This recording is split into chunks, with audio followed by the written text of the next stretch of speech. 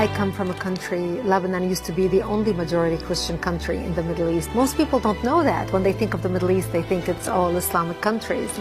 But Lebanon is the only majority Christian country in the Middle East. We were open-minded, we were fair. We prided ourselves on our multiculturalism. We welcomed everyone to our country, especially from the surrounding Arabic countries, because we wanted to share with them the westernization which we had created in the heart of the Middle East. Muslims used to send their children to come study in our universities because we had built the best universities in the Middle East. They graduated and worked in our economy. Because we had built the best economy in the Middle East, even though we did not have any oil. Lebanon was known as Paris of the Middle East, the banking capital of the Middle East. And as Christians, we focused on education. Education was very important to us. You know, we educated girls and boys, you know, no difference. We were living the good time. Unfortunately, all that began to change by the 70s because of two things. The enlargement of the Islamic population in Lebanon, because we Christians marry one spouse until death do us part. We don't have many kids. Muslims, on the other hand, are allowed to marry up to 4 wives at a time. Now, of course, not all of them do it, but enough of them do it that in our country, in Lebanon, by the 70s, the Muslims became the majority. And once they became the majority, they started massacring the Christians and killing the Christians. I remember in 1974, we stopped traveling.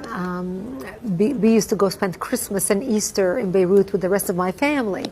And we stopped traveling, and I would ask my father, why aren't we going to Beirut for Christmas this year? And my daddy would say to me, well, we just decided to stay home this year.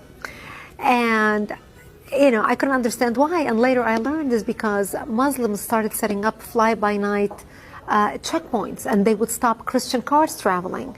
And when they would get people out of the car and look at their ID and find out that this is a Christian family traveling, because in Lebanon our religion is written on our national ID, on your driver's license, on your passport.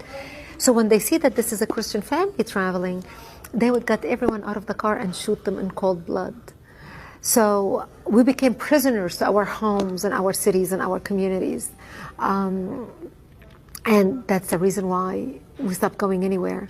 By 1975, that's when the war broke out, the civil war. And the war broke out because Muslims walked into a church on a Sunday morning and began firing, shooting at Christian worshipers, and injured hundreds and killed 4 people. And that's what started out the all-out war. And it was a very difficult time for the Christians, because as the Muslims organized and now supported by the oil money flowing out of Saudi Arabia and all the Muslim countries, they wanted to basically use Lebanon as a base from which to fight Israel, kill the Jews and drive them into the sea, using Lebanese democracy and Lebanese open-mindedness and tolerance to do exactly that. And that's really when my world turned upside down and it changed. Lebanon was so multi-faith and multicultural. So we had Druze, Muslims, Christians, Protestant. The majority were Christians. We were over almost 70% Christians when we got our independence in the 40s. But because of the way Muslims multiply, you know, with the multiple wives and multiple kids, in 30 years, they became the majority.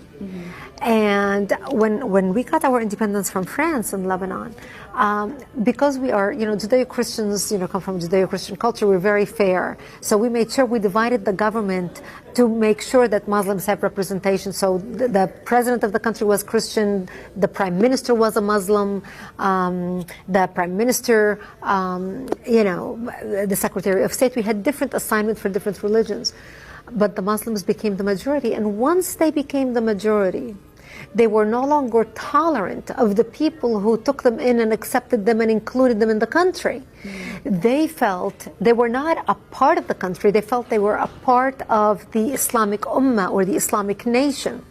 So when they turned against their brethren Christians who lived in the same country, and Jews, but specifically the Christians, they began massacring us in large numbers because they thought we are in power now, and therefore we set the rules on how things should be.